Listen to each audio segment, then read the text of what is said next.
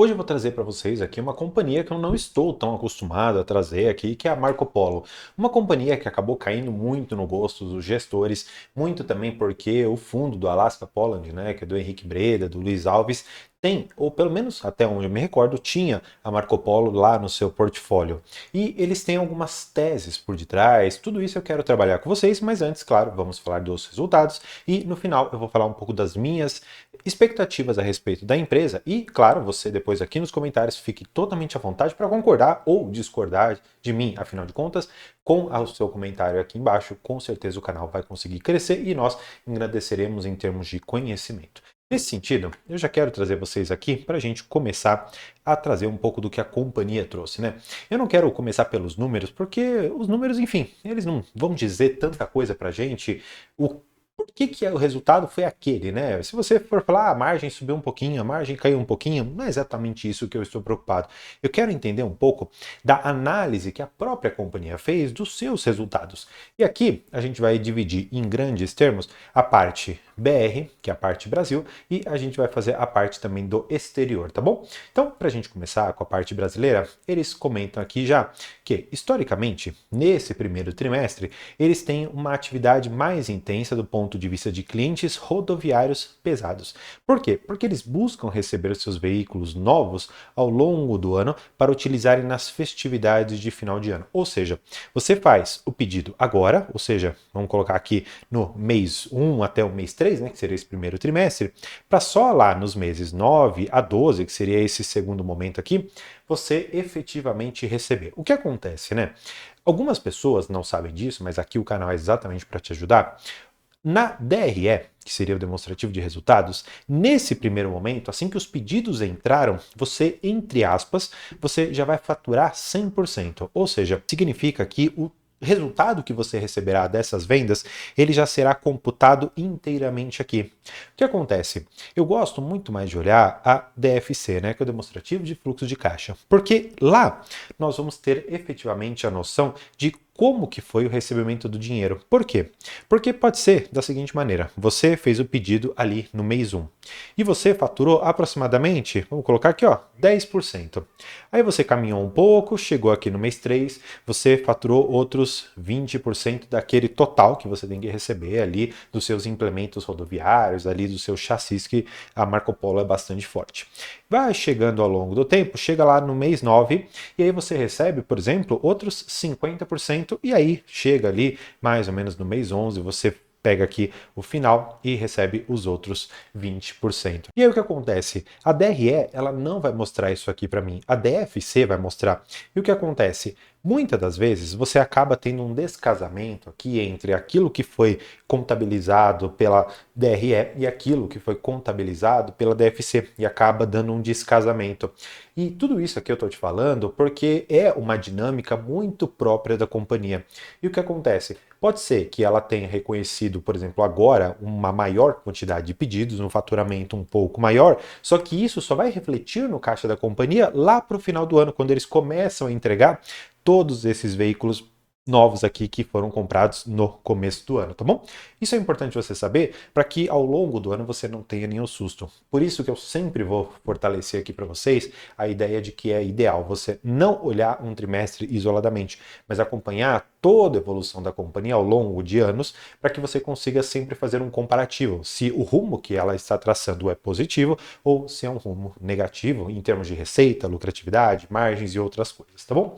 Agora, eles trazem aqui que o segmento de ônibus rodoviários apresentou uma retração no volume do mercado interno, com um padrão de vendas voltados a carrocerias mais leves. Ou seja, nesse primeiro trimestre a gente já está vendo que ônibus rodoviários não estão sendo tão interessantes e eles estão indo para carrocerias mais leves, o que acaba, de uma certa maneira, tendo um ticket menor. Ou seja, antes você recebia uma quantidade maior, agora você recebe uma quantidade um pouco menor de dinheiro, mas ainda assim, considerando o mix de produtos que existem ali dentro da Marco Polo, ela pode sim ser bastante beneficiada, tá bom? Agora, Dentro da parte de urbanos, né, porque a companhia ela tem ali na parte brasileira e também no exterior a sua divisão entre rodoviários, urbanos, enfim, a gente já vai trabalhar um pouquinho mais sobre isso, mas eu quero bater aqui com vocês um pouco do que a administração está falando, até para que a gente, quando for analisar os números, consiga entender mais ou menos o que é cada qual, tá?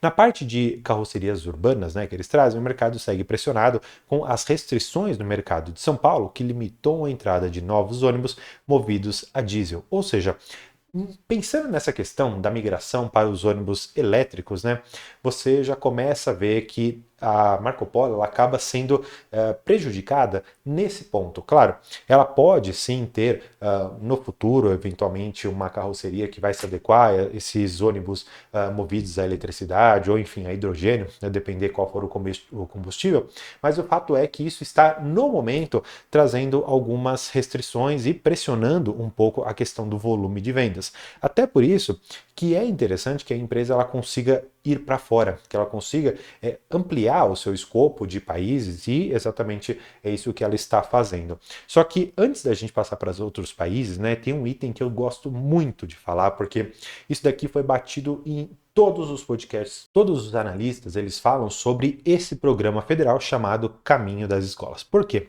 Porque lá você vai ter essas microvans e os volares que eles seguem aqui numa boa performance de vendas, como a empresa chama, mas muito por conta desse programa federal, que foi uma licitação que foi realizada em 2023. O que acontece?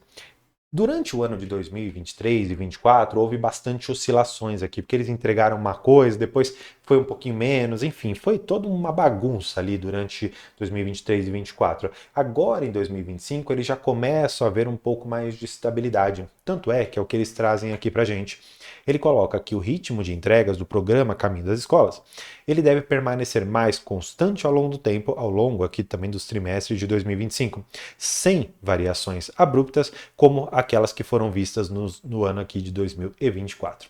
E ela fala ainda, em relação a esse mesmo programa federal, que a companhia espera uma nova licitação para ser realizada no final desse ano e no começo ali do próximo. Mais uma vez, é importante você gravar esse programa federal Caminho das Escolas, porque ele tem, depois que eu vou fazer isso no final, uma crítica, claro, não à empresa, mas ao modelo de negócio, e a gente já vai trabalhar um pouco isso. Pois bem, como eu te falei, tem a parte Brasil e tem a parte externa do exterior que a companhia tem. Ela tem uma parte aqui na Austrália que manteve um forte ritmo de entregas, receitas e rentabilidade. Maravilha.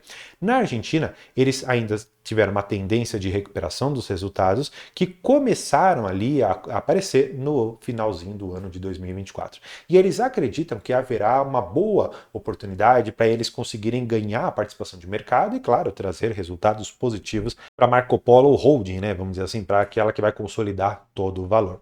Na parte Marco Polo México, né, eles conseguem aqui trazer também um ritmo positivo, tendo ali uma certa sazonalidade negativa nesse primeiro trimestre, mas eles acreditam que deve haver um crescimento de volumes a partir no segundo trimestre de 2025, que estamos agora. Então, lá para mais ou menos julho, agosto, que devem sair os resultados, você deve acompanhar se efetivamente na Marco Polo México os resultados vieram melhores, como eles estão colocando.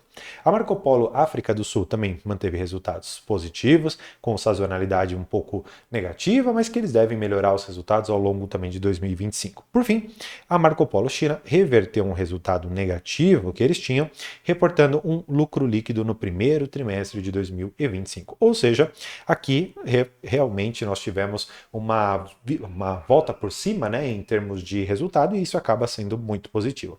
Pois bem, para a gente então falar de resultados, né, eu preciso trazer vocês para os números, porque você já entendeu todo o operacional. Nós temos a parte Brasil, foi ali informado o que acontece, que nesse primeiro trimestre você tem uma sazonalidade, ao longo do ano você espera entregar todos esses pedidos. Na parte externa, você viu também um pouco do que está indo melhor, do que está com uma espera de resultados melhores e aquelas reversões de prejuízo para lucro. E agora a gente precisa ver se isso foi refletido na DRE. Então, vamos lá. Eles colocam aqui sobre a produção total, que teve 1% superior em relação ao trimestre do ano passado, uma receita também 1% superior ao trimestre passado, e agora nós vamos para a DRE mais completinha aqui para a gente dar uma olhada no que aconteceu. Maravilha. A princípio, eu já quero trazer para vocês outros dados aqui. Vou até colocar numa outra cor. Ó, eu gosto de olhar o ROIC, eu gosto de analisar o ROI, eu gosto de analisar todas as margens que a companhia tem, porque tudo isso aqui dá uma certa sensação de como que a empresa está caminhando com os seus investimentos, como que a sua operação está rodando. E olhando aqui para um ROIC, um ROI bastante altos, né, na casa de 26, 28%, me parece que a estrutura de capital da companhia ela não é muito alavancada, até porque senão haveria uma grande diferença entre esses dois, e olhando para as margens da companhia, me parece que ela consegue converter bastante do seu EBITDA em margem líquida, o que depois eu até quero enxergar se existe algum benefício fiscal.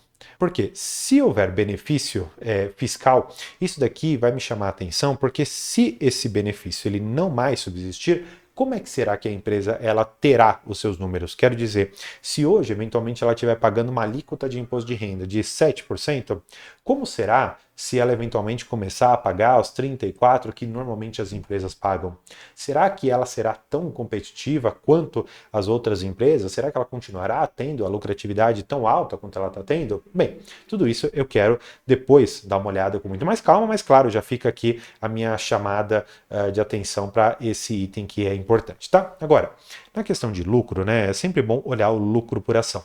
Imaginando que a companhia ela possa entregar aproximadamente aqui os seus 80 centavos ao longo aqui de 2025, a gente pode, claro, fazer algumas contas. Então, vamos lá. Se a companhia entregar um valor aqui de 80 centavos por ação, isso em relação, claro, a Pomo 3, que não é a mais líquida, tá? Você vai ver aqui que ela tem uma negociação diária de 2 milhões, quase 3 milhões de reais, muito diferente da Pomo 4, né? Que essa tem uma negociação de mais de 100 milhões de reais, mas claro, se você não se importa tanto com liquidez, a Pomo 3 é interessante.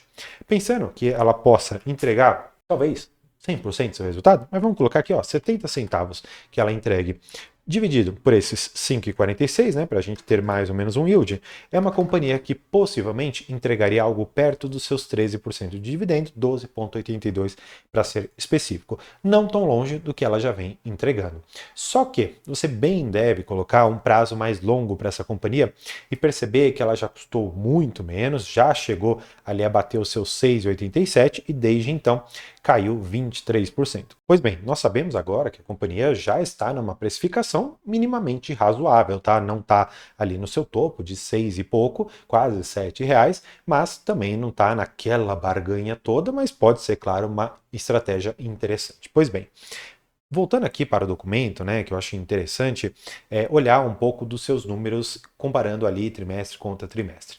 A receita, nós já vimos, teve uma variação interessante. Agora, olha só, a receita Brasil, que eles mostram aqui, caiu 23%. A exportação que eles tiveram do Brasil cresceu bastante, ou seja, 86%, e lá no exterior é que eles tiveram um resultado, a meu ver, mais impressionante, né? Aumentando quase 70% da sua receita no exterior. E aí, você viu, por exemplo, aqui no Brasil, que eles falam muito ali sobre sazonalidade, eles falam sobre o projeto lá começa lá no primeiro mês do ano, para entregar lá para o final, para ter todo esse negócio da sazonalidade específica ali de você ter esses pedidos no começo, para lá nas festividades você ter esses implementos todos de pé. E no exterior, por outro lado, você viu sazonalidade, mas todos os resultados mostraram-se positivos. E a reversão do prejuízo para lucro lá na China trouxe esse número bastante interessante. Claro, nem tudo são flores, né? Porque, querendo ou não, a companhia ela tem alguns itens que eu gostaria de trabalhar com vocês. E eu vou até puxar aqui na tela para a gente entender melhor isso aqui que eu quero dizer. Pois bem, a companhia ela já divulgou alguns estudos que ela fez no sentido de tempo das frotas que ela já vendeu ou que pelo menos estão em circulação. Vamos entender isso aqui melhor. Ela fez um estudo basicamente falando o seguinte, olha, eu tenho aqui alguns implementos, né, algumas carrocerias, ônibus, tratores e outras coisas que têm mais ou menos uma vida de 20 anos já. Então, tem aqui um determinado percentual. Aí tem outros com 15 anos, tem um pouquinho a mais. Tem outros aqui que estão com 10 anos, outro pouquinho a mais. O que acontece?